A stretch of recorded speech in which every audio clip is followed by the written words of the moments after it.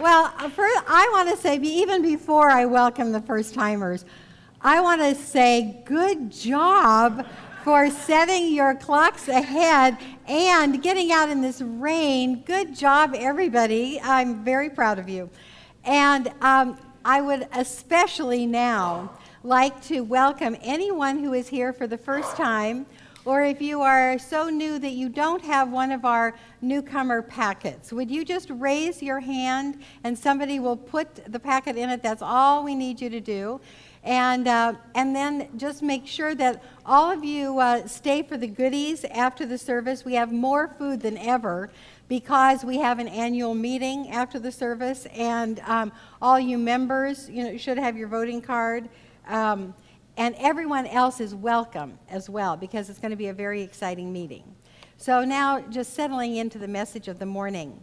You are here at the Golden Gate Center for Spiritual Living, where our vision is awakening personal transformation. That's each of us.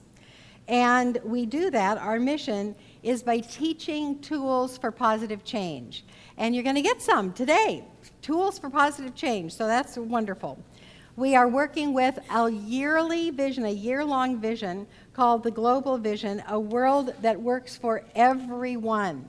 So that's overlaid on top of our own mission and vision. And then on top of that is the March theme, which is realizing the power of the mind. So the power of the mind is that unifying idea that brings together all metaphysical denominations. That's what metaphysics is using the power of your mind to co-create the life that you want.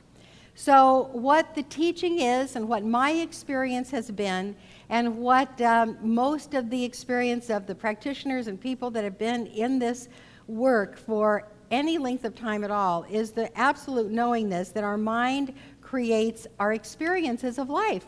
I mean, even this morning in this space, there were lots and lots of experiences. There was joy, there was humor, there was creativity. Look at this wonderful altar. This is by Laurel Wilson's first altar. Yay!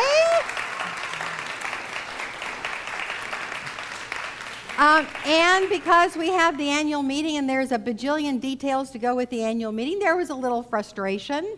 And so we had all of these experiences in the same place. Isn't that amazing? We didn't have a uniform pre-service morning. Everybody had their own because of our thinking, our assumptions, our expectations, our musing, our daydreams. Literally, they create the life experience that we think is reality. We think it's reality because it's so real to us, but next door, somebody's having a very different reality. So the tagline for Science of Mind, which is our philosophy, is change your thinking, change your life. There you go. Change your thinking, change your life. And if you want to change your life, changing your thinking is required. You can't just move around the people and keep the same thoughts. You'll have the same experiences, the faces will just be different. So that idea of change your thinking, change your life is in every class, every prayer, every workshop, every Sunday talk, reminds us that if we want our life to change, it's an inside job. So our work is to shift our thinking so that a shift in the outer can result. And we do that. You do that. I do that by taking a class, by seeing a prayer practitioner. And so that's what the purpose is about personal transformation. Personal transformation means changing your mind. Deep, deep, deep down, so your conscious mind, your subconscious mind, your soul level, everything just agrees. And then everything shifts. When we do that individually, when we have individual transformations, what happens is it becomes true in the collective. So the quote that we are using this morning is right here on A World That Works for Everyone. If you don't have this handout, you should have it and have it on your refrigerator. That's the power place in your house, is the bathroom mirror and the refrigerator door. Okay, that's where you put all the important things. All right, so a world that works for everyone, where humanity rediscovers personal creative power. So that's the quote that we're working with today. We see a world in which humanity rediscovers the creative power of thought. So because we can change our mind, a new experience is always available. That's the name of the talk. Now, Johnny Depp is a master of changing experience, right?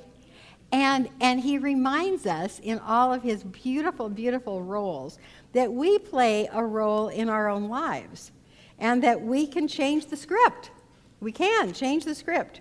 And when our mind changes, when we see a world that is peaceful, kind, creative, and joyful, when we see that, and I've been working on that, I'll tell you, to see a world that is peaceful, kind, creative, and joyful, what happens is that ripples move from us, and the world around us changes to that mindset, and we affect the world. Our awareness, or our consciousness, we call it, our consciousness is catching. We catch the consciousness of people next to us. And so this wonderful image was from 3 weeks ago. These two images of the inner going out and the outer coming in. I think that is my new visual mantra of everything. But this is our individuality affects the whole. Each individual affects the whole. So here's an example of that. About 2-3 weeks ago, I came back from the convention, and as most of you know, I was reelected to the Ministers' Council, which is a team of 6 ministers. And so 2 go on and off every year. So because I was reelected, I maintained my position with 4 other familiar ones and 1 new one. So out of 6, 1 changed. And in that 1 new person coming on the Ministers' Council, the entire climate of the council shifted. Not necessarily better, but what happened was we all of a sudden saw new possibilities that were always there, but because this new consciousness was a part of our mix, those new possibilities were available to all of us. It's like the whole system was refreshed, like when you punch that little curly thing on your computer and your screen is refreshed. That's what happened. The whole team was refreshed because we had 1 new member. So we're at a very, very exciting time in this community because we are all up for that kind of refreshing. Because you'll hear more about all of this at the annual meeting if you choose to stay. But in all probability, we will be adding 2 ministers to our family here to set us up for beautiful, beautiful expansion. So the first one, who isn't here today, is our Scott. Now, Scott is, in all probability, going to be coming on as assistant minister to me and to you. That has not been absolutely decided yet because he still has to graduate and we have to work out the remuneration plan. But probably this new person will be added to the family of ministers. Scott is taking care of his ailing mom right now in Tennessee, so he's not with us. But his scope of responsibility, or his proposed scope of responsibility, I'll talk more about at the annual meeting. And the other one, who is a done deal, is Catherine Socks, who is coming aboard as a staff minister, and that is absolutely for sure because we signed her letter of call this morning. So... well, come on up here. So, Reverend Catherine, we're like new. We're new, but don't we look like peas in a pod? I mean, we do. We look like family. Yeah. So, Reverend Catherine is skilled in every single necessity of being a minister, and so we are so amazingly blessed to have her with us now and ongoing. So I thought it'd be good for you to get to know her a little bit, and she's going to do about a 15-minute piece of this talk. And so, of course, her title is also a new experience is always available with more Johnny Depp. And she is going to speak on be willing to give up what was for what can be. So, Reverend Catherine Sachs.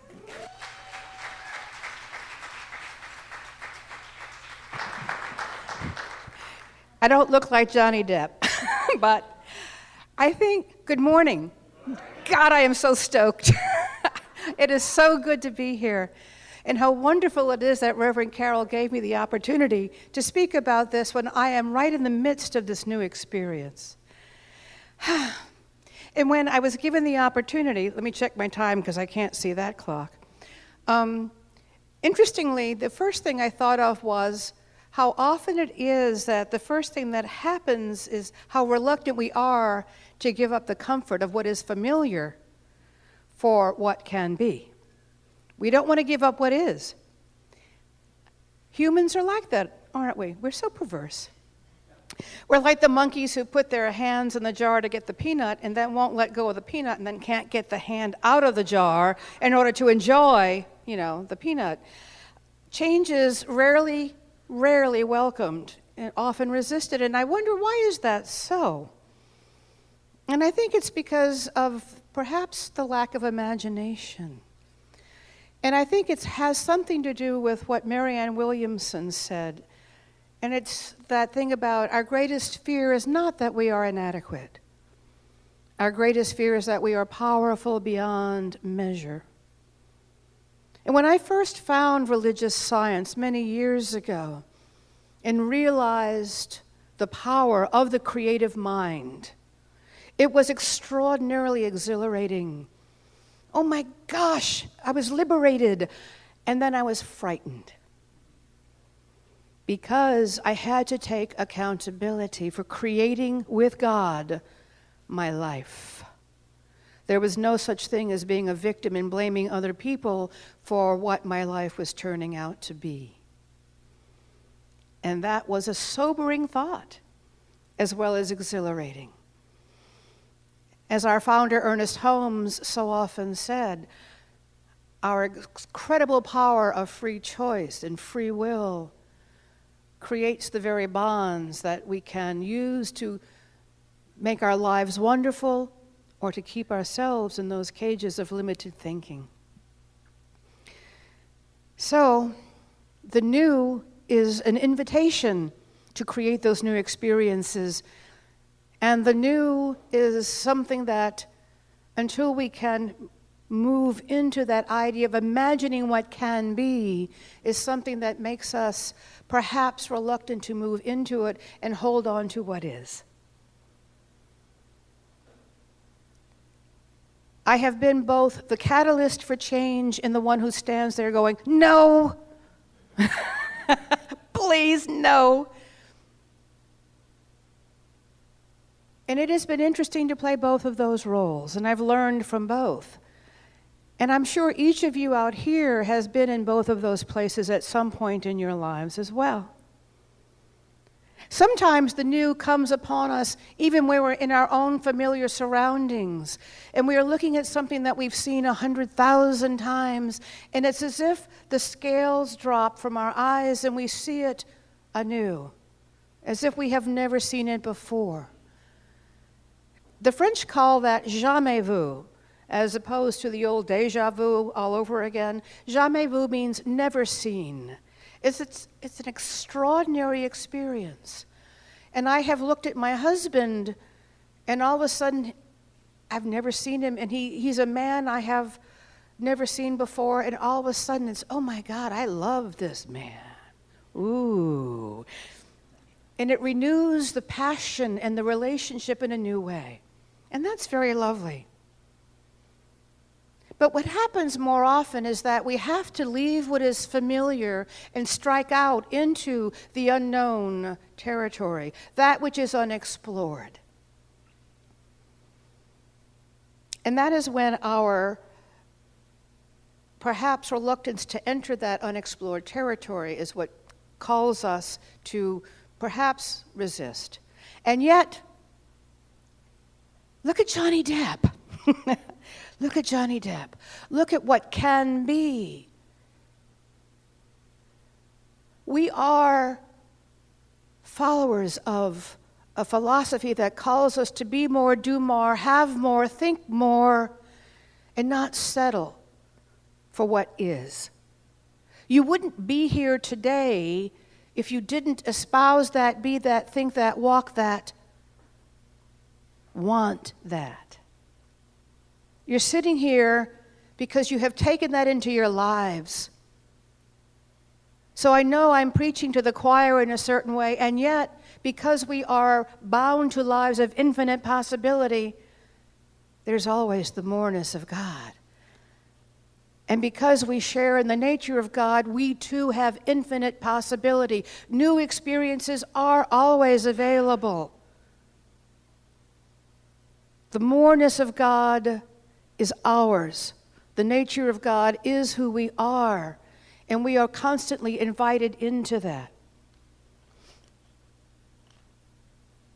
I left a community that I loved and served deeply for over 20 years to come here. I took a leap of faith, and it was a huge risk in order to experience something new. It's like opening a brand new journal on January 1st. All those wonderfully blank, fresh pages just waiting to be written on. It's like diving into a pool of collective consciousness that I have never felt before, with different currents and tides that are being pulled by a moon I have never seen. Will I sink or swim? Is the water warm or cold? And you know what? It's up to me to make that experience.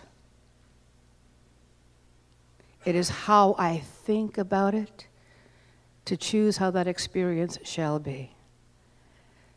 But I would like to share a little bit about how my experience is going, if that's okay with you. So far, what I have seen is a lot of warmth and a lot of welcoming people who have pulled me in without even knowing who I am to say, welcome, we're glad to see you. I have seen an awful lot of smiles and easy laughter. I have witnessed people who deeply love their minister. I have encountered a minister that I have felt like a sister to already, and whom I can serve with love and respect, and who has such integrity and such a rep in this movement that I'm proud to stand with her. You guys are lucky. I have already seen that you have a core of dedicated practitioners whose integrity I am proud to speak about. I have seen that there are strong science of mind principles in this community that are clearly explained and strongly modeled. And I've seen lots of hard work and lots of activities being offered for everyone. And that's just the beginning. This is new. This is a new experience, and frankly, this new experience that I'm having now is available all the time to everyone if we are willing to give up what was for what can be. When I left what was, I was scared. It wasn't easy. I didn't know where I was going to go, and I didn't know what it looked like. I walked out into unfamiliar territory, and I cut all the ties. But I trusted in the power of my heart, my intuition, my inner guidance, and God to lead me to what was right and more. And you are more. This place is more than the sum of my past. Why? Because I choose it. I will not settle for less, nor should you ever. Ever. And it is available to us, each of you, always. We are religious scientists. We are followers and proponents of a spiritual faith and a philosophy that allows us to create lives of magnificence and integrity and joy and abundance. Our founder, Ernest Holmes, says, "We are chemists in the laboratory of the infinite. What shall we produce?" Don't you love that? So that is the spiritual principle today. Is it easy? No. But would I go back now? No. The new possibilities that I see here at the Golden Gate Center are more than the sum of my past. This is the power of creative thought. This place, each of you, all of us collectively, creating something more, and let us not sit on what is, but choose what can be and create it together with this beautiful minister. She's fantastic. In closing, what I'd like to do now is just simply commit myself to my new senior minister and to all of you as my new spiritual family. I'd like to bring back just very quickly the story of Ruth in the Old Testament. Ruth was the daughter-in-law of a woman named Naomi. Naomi and her family came from Bethlehem. She had 2 sons, and they moved to the land of Moab, and her sons married 2 women, Moabites. But her sons died. And Naomi wanted to go back to Bethlehem, but she didn't want to take her Moabite daughters-in-law. She had nothing to offer them. So one of the daughters-in-law said, "I'll stay here." But her daughter-in-law, Ruth, said, "No, I'm coming with you." And Ruth said to Naomi, "Wherever you go, I will go. And your people shall be my people, and your God, my God." I'm yours. Namaste. Thank you.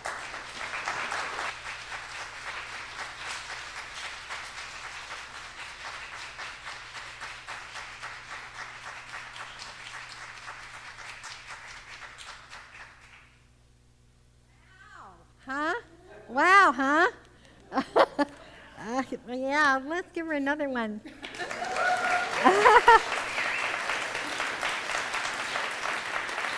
Oh, yes. So I still have a little bit of time, and I am going to talk on a new experience is always available.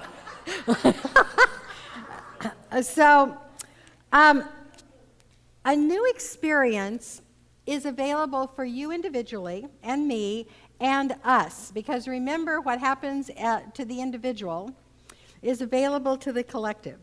So that us, for the remainder of the talk, I want you to think about who your us is, who you want to co-create with and for. So it could be us, the center. It could be us, Marin County, us as America, us as humanity. Creating a new experience that is better, enhanced, with more good, a new version of life that reflects divinity. You know, in the Bible it says, "In my Father's house are many mansions," and that is interpreted so many different ways, and I interpret it so many different ways because I just love it. It's like there's so many possibilities in God. And so in my Father's house are many mansions, in this instance, means there's another world that I can step into that is a mansion that is more peaceful than the last one. And the universe supports my movement. Whenever I say I am creating a new reality, and that reality reflects the nature of God, that reality reflects peace and power and joy and abundance, the universe says yes, because that's what the universe is made of. And so in the book of Romans, that's Paul's letter to the Roman Christians in the New Testament, it says, I love this too, the whole of creation is on tiptoe to see the wonderful sight of the sons and daughters of God coming into their own. That's you. and me. And really, if you can imagine, all these beings without bodies are just like hovering, saying, oh, what are they going to do next? What are they going to do next? On tiptoe to see the wonderful sight of you and I coming into our own and creating a world that works for everyone. So the first question is, what do you want most for you? What would usher you into an experience that is more full of harmony and creativity and crazy Johnny Deppness, and an experience that would make your heart absolutely sing, because it is absolutely available to you. And of course I say take a class or get a prayer from a practitioner, but I'll give you a hint that you can do immediately right now before you even step outside, and that is look for evidence in this world of the world that you want to see. So it's like you catch a glimpse of kindness. I've seen kindness here today. I catch a glimpse of creativity. I have seen creativity here today. I have seen the idea of abundance here today. And so whatever it is that you want most, you look for it. And because everything is always constantly being given, if you just pay attention a little bit, you'll see it. And then when you see it, you say, that's it. That's what I want more of. And then the whole universe goes, yeah, there they go. They're coming into their own. They're going to create more of that. And so there's a whole chorus of encouragement for us. So then here's the only other question that is important for us today, and that is, what do you want most for your us? What do you want for your family, for your spiritual center, for your country? I've told you the story of this photograph before. When my son was little, he was a real Star Trek fan. This is LeVar Burton, who played Geordi LaForge in Star Trek: The Next Generation. And so when Michael was little, he had a Star Trek outfit. It was so cute. And he would kill me if I ever put it on Facebook. But anyway, we would go to these Star Trek conventions, and he would meet the stars and, have them sign stuff. And then he'd write fan letters. And so he wrote a fan letter to LeVar Burton, and he got this back with this on the back. Hi there. I truly believe that our thoughts influence what we experience in life.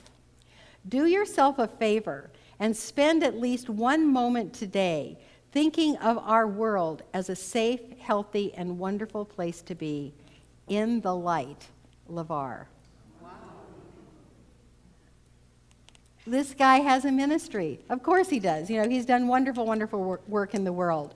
But that's all we have to do, is to spend a moment imagining the world that we want to create. So I did that. I thought about what I want for us, meaning us, the Golden Gate Center. So what I want for us is for every one of us, including myself, to do our work so completely that we have no more reactive buttons. We don't flip into distress because of something that is in us. Nobody makes you angry, right? Nobody hurts your feelings. That hurt is already in there. That anger is already in there, and they just tickle it. And when you turn off all the buttons, that doesn't happen anymore. That's what I want for all of us. I want us all to have eliminated fear from our lives. Fear of the economy, fear of social action, fear of differences, fear for our future, however you're afraid, and replace that with faith so that there's no more fear to activate in us. And then I want us all, including myself, to learn to forgive quickly, to share generously, to pray for each other, to see the highest in each other, to all of us shine our light without ceasing and go in the same direction together. That's what I want. That's what I want. Okay, you with me? Let's go. Go in the same direction. Yes. So with that, I do want to invite you again to stay to the annual meeting. You'll get there's no surprises in the annual meeting. I essentially gave it all to you, but there'll be more details. So in conclusion, I want to share with you a story.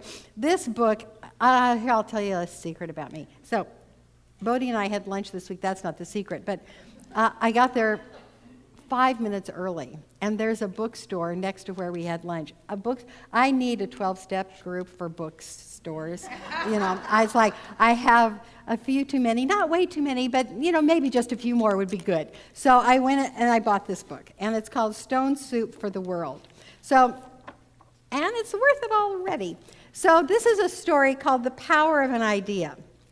One Sunday morning in the spring of 1993, 11-year-old David Levitt read The Power of an Idea in Parade magazine. Remember that in the newspaper? The story was about Stan Curtis, a Kentucky man who had founded a network of volunteers to transport donated food to hungry people. The program was called Harvest USA, with over 80 chapters across the nation. David was so intrigued, particularly by their motto, feeding the hungry without money, that he paid a visit to another food organization, the local Tampa Bay Harvest. So he went to his school principal, I'm shortening this a little bit, and he proposed that the school give the leftover food to the homeless. And he wrote a proposal and took it to the school board. And while at the school board office, David was asked to see the meeting room. Photographs of the board members were hanging on the walls, and as he looked at them, he wondered how an 11-year-old would be able to sway these powerful people when so many before him had failed. If he called each one of them individually to share his idea, would that work? He got the phone numbers of each of the board members, personally called each one, and asked their response to his idea. No one had ever taken the time to do this before, and the school board members were really impressed with David's determination. So they okayed the project, and the quote from David is, "It just took a kid to help them see that this matters." But then they ran into a snag because they didn't have sanitary containers to give the extra food.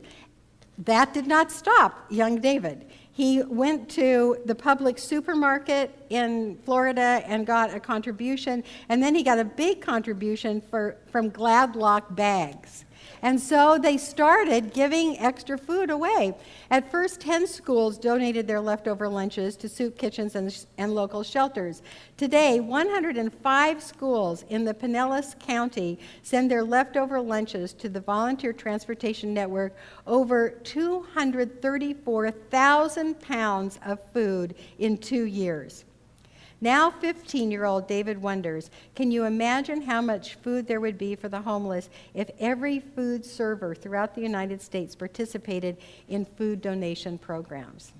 So this is a new experience for David, for the school system, for the homeless people. It is the vision of a world that works for everyone. I love this story because it's about the value of youth, which we're going to create more of in this community. It's the possibility of a new experience. It's holding an us vision and how powerful that is. And then I want to read to you the authors of this story. Brian Yablonsky, who is the chair of the Florida Fish and Wildlife Commission, and Jeb Bush.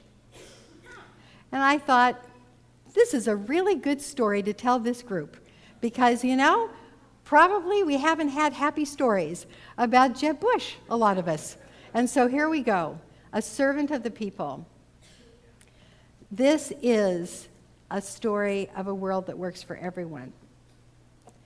So the spiritual principles, coming back to the spiritual principles today, simple, basic. Our thought is creative, your thought is creative, and collective thought that's going in the same direction together is creative and extremely powerful. And that is what we are in for, beloveds. So, strap on. And the spiritual practice, simple, beautiful, powerful.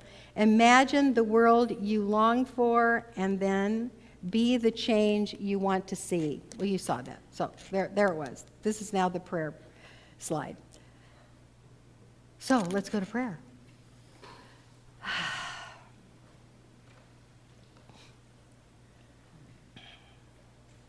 And so I move into a prayer of gratitude.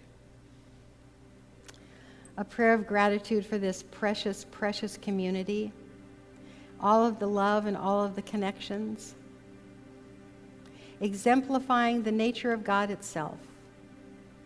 For God is the pattern that connects. God is the pattern that connects everything to everything else. And I am in that pattern. And all of us here are in that pattern. And today the pattern has shifted. New possibilities are available to us. And so I give my thanks for the refreshing of the pattern that is the Golden Gate Center for Spiritual Living. And I see our center as a place where love grows and spreads to the world. I see our center as a center that works for everyone in it, thus creating our own world that works for everyone right here at home, so that the ripples may go out and out and out and out, including everyone, all of the brothers and sisters, in a world that works for everyone, centered here with a circumference nowhere, because it is infinite. This I claim, and in the claiming I give my thanks, and I give it back to God, and so it is. Amen.